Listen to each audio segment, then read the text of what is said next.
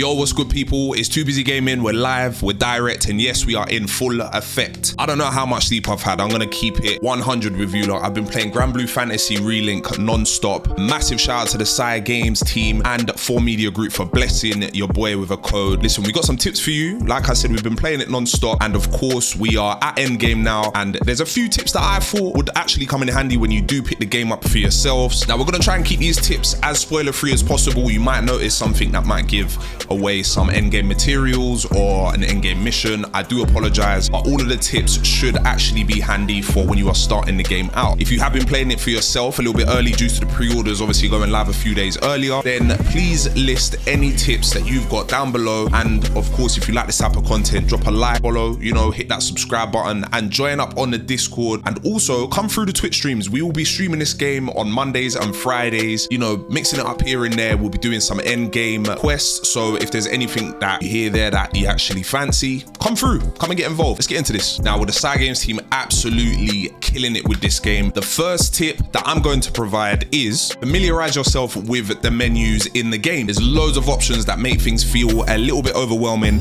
but that's almost a given when it comes to games like these. The menu is stacked, but figuring out the most important parts, such as things like skills, I mean, that's self-explanatory, but you have your menu where you can set the skills for your characters, equip sigils, and figure out loadouts, masteries, and then your inventory. Here you can peep what you've got, and if you want to add specific materials or items to your wish list, and you can also do that by the amount. Then we've got side quests, which will show you the completed ones and ones that are within the area depending on the town that you're in. And with displaying these side quests, you can also fast travel to them, so then it makes it a whole lot easier when you just need to hand in those required items. Other menu options are Lyria's journal, co-op settings where you can personalize your in-game profile, and of course options where you can save the game if you're feeling a little bit risky, just in case you've made some changes to a specific build or you've done some stuff. Of course, in RPGs, we always want to save the game. Now, I know that first tip sounds a bit basic, but there's a hell of a lot to kind of take in when it comes to this game, like I mentioned. Now, familiarizing yourself with everything that I've listed above just makes your gameplay just a whole lot smoother. Obviously, when you're going in between playing online and undertaking quests, just knowing and understanding the menu just makes it a whole lot easier. Now, for the second tip, as we're on the topic of menus, you might find yourself undertaking some of the more basic stuff or even playing online.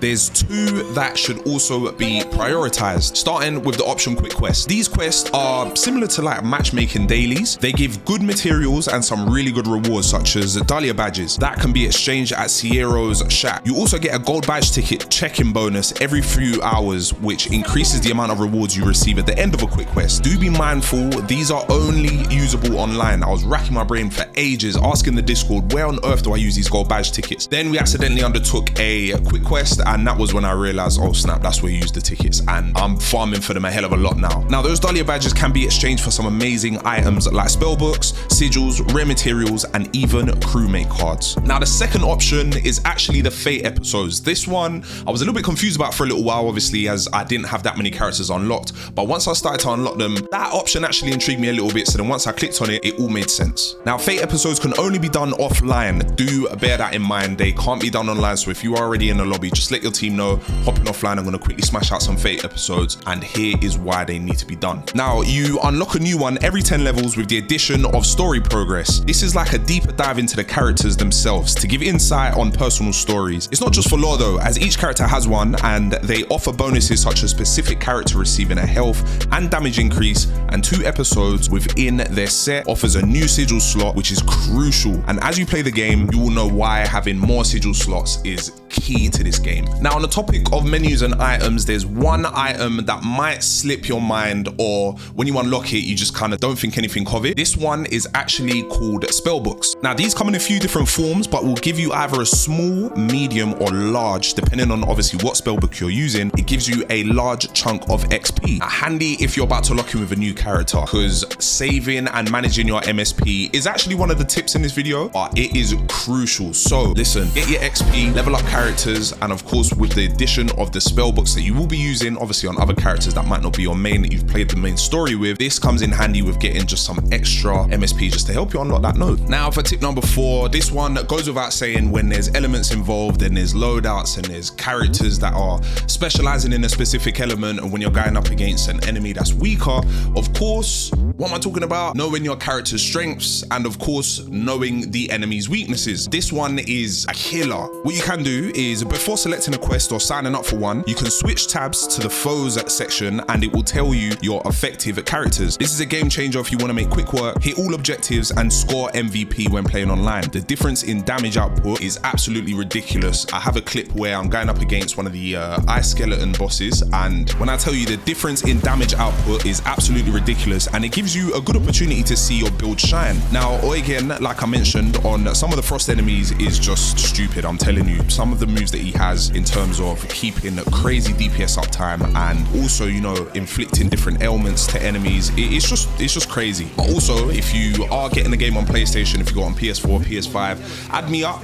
I'm TooBizyGaming on PSN, or alternatively, you can join up on the Discord, send me a message, and there's loads of other Granblue Fantasy Relink players in there, so we can discuss builds and obviously help each other out when there's certain missions that are just giving us headache. But when it comes to those frost enemies, I'm telling you, shout me, man. My Eugen is serious. Now that actually brings us into our next tip. So for tip 5, it's all about finding your main and then building a team. And I know you might be thinking, but I'm going to be playing online a lot of the time, that's where the end game is and stuff like that. But just having other characters that, let's say for example, some specialize in healing or some specialize in tanking, obviously getting enemies enmity and stuff like that. This is where it just comes in handy, just in case if you ever are going to play a mission offline, or if it's just you and one other friend and obviously you need to fill the slots with 2 other NPCs. Having those characters built to your liking is going to be a game changer. Once you start getting a few more crewmate cards, start thinking about other characters you like the look of and ones you enjoy playing, potentially even if you played the demo with them. Now get them added to the team and start coming up with beneficial builds for your playstyle and go from there. This makes missions a whole lot easier when playing solo, because for me, I have Vayne on my team. I don't really use him as an individual character as some of my friends in Discord use him, but just for that invincible dome. I mean, I spoke about it in previous videos, and listen, when you do get the opportunity to play as Vayne, unlock that move and give it a try. It allows you to play so ignorant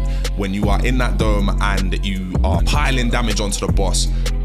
Trust me, that dome is just this top tier. This also keeps things fresh when playing through, in case you ever want to change characters or build some synergy with friends as the missions in endgame get absolutely wild. I'm not going to talk about them here, but when you get there, please drop me a message, or like I said, jump in the Discord and let me know some of the enemies that you might be struggling with, because some are taking me for a ride. Now, I touched on this one early, but for the 6th tip, this one is actually MSP management. I thought this would be a lot worse, but you actually do get a fair bit of MSP as you gradually play through the game. Now, you've found your main and you unlocked a few other characters. Focus on getting more. Opportunities to get crewmate cards actually come about quite often, and like I mentioned, with the quick quests and other forms of currency actually allow you to get a crewmate card. Just unlock the characters, try and get as many as you can. Now, one thing I realized was that the more I played offline and I had more characters unlocked, they all level up gradually, which grants you 10 or 20 MSP. It does change obviously depending on the level that you actually are alongside the other characters. Times that by 5 or 10, like I mentioned, depending on how many you have unlocked. And doing story gradually kept my MSP funds high and right for any mastery node I was stacking for, alongside doing side quests and other little things just to help keep that MSP really high. You will have no problem with building a team and obviously starting to dip your toes in other characters just to see if you like them and to build that team to your liking. Now for the 7th and final tip, check all nooks and crannies when you are venturing through the main story.